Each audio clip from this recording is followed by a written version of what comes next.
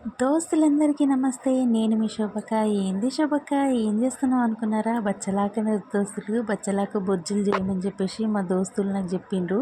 అయితే బచ్చలాకు మంచిగా కడిగేసి ముక్కలు ముక్కలు కట్ చేసిన, అందులో శనగపిండి వేసిన. మొత్తం శనగపిండి వేస్తే బాగుండదు కాబట్టి కొంచెం మైదా పిండి కూడా వేసిన. ఆ శనగపిండి వేసిన తర్వాత ఉప్పు వేసిన, కారం వేసిన, మైదా పిండి వేసిన. తర్వాత నేను ఓమ వేయను, ఓమ ఆకు తెంపి మంచిగా మెల్ట్ చేసి వేస్తా. లాస్ట్కి సోడా వేసిన.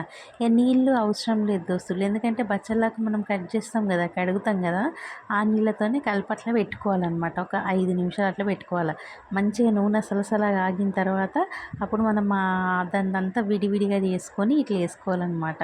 అప్పుడు వెంటనే నూనె బాగా కాగాలి. కాగిందనుకోండి వెంటనే అయిపోతాయి మనకి. 4-5 సెట్టింగ్స్లోనే అయిపోతాయి అన్నమాట.